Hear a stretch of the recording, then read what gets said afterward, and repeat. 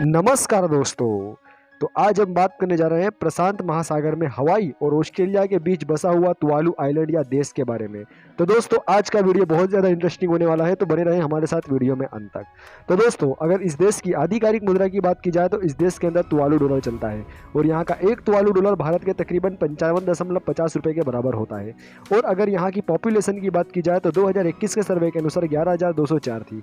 और अगर यहाँ की जीडीपी की बात की जाए तो 6.31 करोड़ यूएस डॉलर थी। अगर इस देश की पर कैपिटा जीडीपी की बात की जाए तो 5,632 यूएस डॉलर इस देश की पर कैपिटा जीडीपी है, जो 2021 के डेटा के सर्वे के अनुसार थी। तो दोस्तों अगर इस देश के फ्लावर की बात की जाए, राष्ट्रीय फ्लावर की, तो प्लूमेरिया इस देश का राष्ट्रीय फ्लावर है। और अगर राष्ट्रीय डिश की बात की जाए तो पुलका इस देश का राष्ट्रीय डिश है और कावा ड्रिंक इस देश का राष्ट्रीय ड्रिंक है। तो दोस्तों इस देश का राष्ट्रीय पशु या राष्ट्रीय पक्षी अभी तक घोषित नहीं हुआ है। दोस्तों ये आइलैंड या देश की बात की जाए तो ऑस्ट्रेलिया और हवाई के बीच में आया हुआ है, लेकिन इसके पड़ोसी देश और बॉर्डर की बात की जाए तो ये नॉर्थ में किरिबती आइलैंड से लगता है और साउथ में फिजी से लगता है। और अगर इस देश का टेलीफोन कोड की बात की जाए तो +688 इस देश का टेलीफोन कोड है। तो आइए दोस्तों अब बात कर लेते हैं इस देश में विजिटिंग प्लेस की। वैसे तो ये देश काफी छोटा है, लेकिन इस देश के अंदर जो विजिटिंग प्लेस है वो काफ़ी कम है, लेकिन जो है वो बहुत ज़्यादा सुंदर है, जिसे देखने के लिए लोग दूर दूर से आते हैं।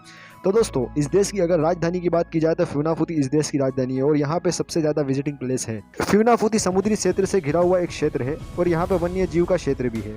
यहाँ पर तिवालू डाक टिकट ब्यूरो, सरकारी इमारतें और राष्ट्रीय लाइब्रेरी भी है। और यहाँ पर एक ऐतिहासिक स्थल डेविड ड्रिल स्थित है जो काफ़ी ज़्यादा फेमस है। साथ ही यहाँ पर राष्ट्रीय उद्यान भी स्थित है और यहाँ पे बार, क्लब, पब, यहाँ पे सारी चीज़ें स्थित है जो आपको चाहिए सब मिल जाएगा यहाँ पर। और यहाँ का दूसरा विजिटिंग प्लेस की बात की जाए तो Tuvalu sports ground. Tuvalu sports ground Tuvalu में बहुत ज़्यादा उपयोगी स्टेडियम है। अगर इस स्टेडियम की हाल ही की बात की जाए तो यहाँ पे लोग फुटबॉल और रग्बी नाम का एक खेल खेलते हैं जो काफ़ी ज़्यादा उपयोग किया जाता है खेलने में। फोंगा फॉल यहाँ की तीसरी सबसे ज़्यादा प्रसिद्ध जगह है और ये फोंगा फॉल जो है ये फ्यूनाफुती के सबसे बड़े द्वीपों में से एक द्वीप है। इसके अंदर 4 गांव शामिल है और इस देश के सारे समुदाय का मिलन स्थल है ये। इस देश के अंदर और भी बहुत सी छोटी मोटी जगह है जो विजिटिंग प्लेस है, लेकिन ये देश जाने पे पता चलता है।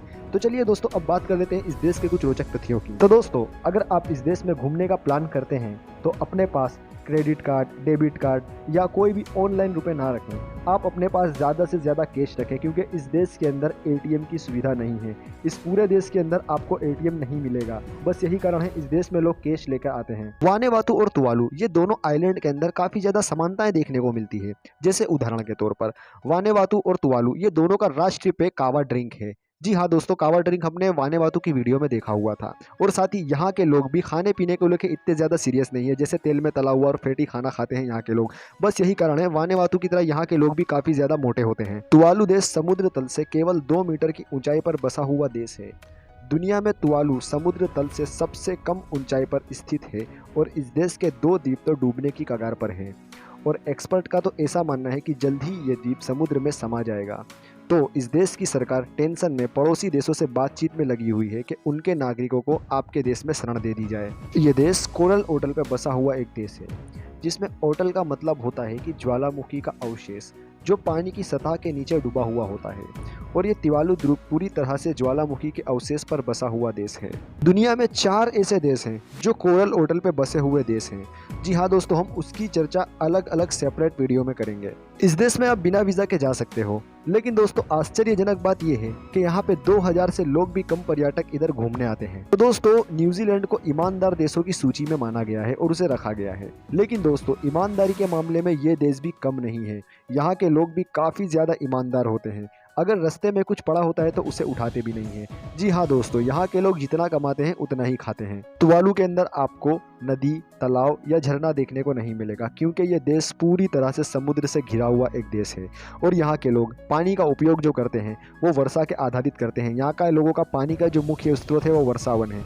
यहाँ के लोग बरसात के पानी को इकट्ठा करके उसे पूरे साल में खान पान में यूज़ करते हैं और यहाँ के लोग इसमें काफ़ी ज़्यादा माहिर होते हैं। इस देश में नारियल और मछली यहाँ के लोग बहुत ज़्यादा शौक से खाते हैं। लेकिन दोस्तों आश्चर्यजनक बात यह है, अगर आप यहाँ की मिठाई खाते हैं तो आपको यहाँ पे जानवरों का दूध नहीं मिलेगा।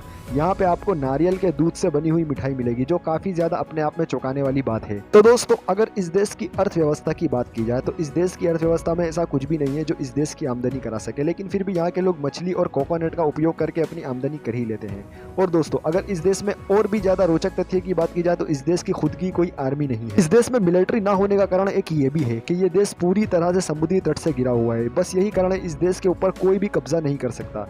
जी हाँ दोस्तों, क्या फायदा ऐसे देश पे कब्जा करके जो पूरी तरह से समुद्री तट पे बसा हुआ हो। और यहाँ के लोग के अंदर भी काफी ज्यादा शांति होती है। यहाँ के लोग लड़ाई झगड़े पे विश्वास नहीं करते। यहाँ के लोग शांति का जीवन जीना पसंद करते हैं। इस देश की गरीबी का अंदाजा आप यही बात से लगा सकते हैं। इस देश को यूनाइटेड स्टेट में शामिल होना था, लेकिन दोस्तों इस देश के पास इतनी फीस नहीं थी कि उसमें शामिल हो सके। लेकिन 2012 में यह देश यूनाइटेड स्टेट में शामिल हुआ। आपको एक बात जानकर हैरानी होगी, केवल फानूफूती के अंदर 8 किलोमीटर तक पक्की सड़कें बनाई गई हैं और साथ ही यहाँ पे ट्रांसपोर्ट सिस्टम भी सीमित है और यहाँ पे रेलवे सुविधा नहीं है। तो दोस्तों, यहाँ पर ईसाई धर्म को मानने वाले सबसे ज़्यादा है और इसके अलावा यहाँ पे और भी धर्मों को फॉलो किया जाता है। साथ ही अगर इस देश में पुरुषों के साक्षरता दर की बात की जाए तो पुरुषों का साक्षरता दर 66% है।